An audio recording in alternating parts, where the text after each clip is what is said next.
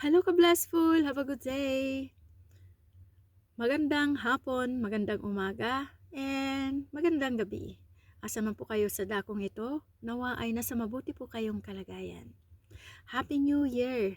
Ano nga ba yung plano po ninyo sa ngayong 2025? Ako po ay nagpapasalamat sa Diyos dahil siya ang Diyos po natin na buhay, matapat, at hindi nagbabago noon, ngayon at magpakailanman. At ako ay nagpapasalamat sa Diyos dahil sinamahan niya tayong tumawid ng 2025. At anuman yung mga bagay na pagkakamali po natin ng 2024 ay patulong po tayo sa Panginoon na hindi na po natin magawa itong 2025. Sabi nga po sa kanyang salita that forget the former things. Amen po ba? Na don't dwell in the past. So wag po tayong anuman yung mga pagkakamali po natin noon na hindi po nakapagbigay ng kagalakan sa puso po ng ating Panginoon. Ayun ay hindi na po natin uulitin ngayong 2025. Kundi ang bagay po na yon ay gawin po natin na isa pong tuntunan para tayo po ay lalo pong maging lumapit sa Panginoon.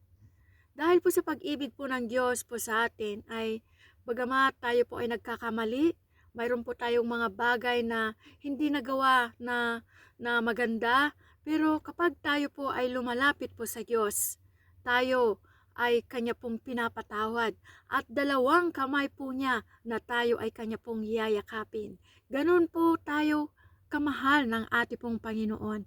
Kaya naman, gaano man kalaki, kung gaano man kabigat yung problema mo, gaano man kalaki yung pagkakasala mo sa Panginoon, ikaw lamang po ay lumapit sa Diyos sapagkat tunay po na ikaw ay Kanya pong papatawarin. At ganun din po mga pagsubok sa buhay po natin, may mga problema po tayong mga hinaharap, ito ay ipagkatiwala po natin sa Diyos. Dahil lagi po nating tatandaan na ang Diyos ang siya pong may likha ng langit at lupa. At ganoon din po na siya ang may likha sa atin. Kaya naman, alam po niya kung ano yung ating nararamdaman.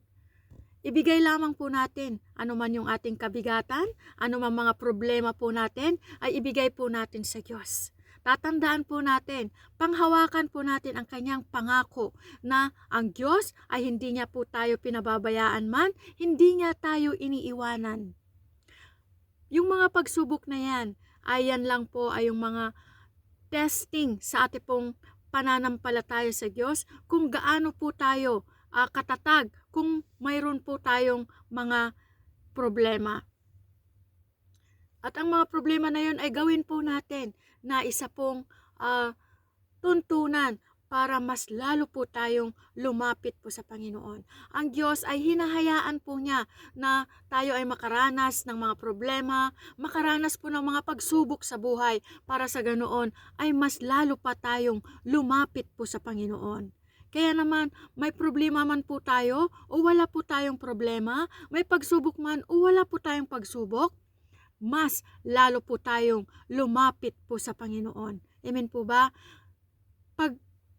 Yabungin po natin yung ating pagmamahal sa Diyos o pag-alabin po natin yung pagmamahal po natin sa Diyos. So paano nga ba maging maalab yung pagmamahal po natin sa Diyos? Paano po tayo mas lalong makalapit po sa Panginoon sa pamamagitan ng pagbabasa ng Kanya pong banal at makapangyarihang salita, sa pamamagitan ng ating pong pakikipag-usap sa Panginoon. Manalangin po tayo araw-araw, every day, not only every day, but every seconds, every minute of our life. Lagi po nating kausapin po sa ang Panginoon. Amen?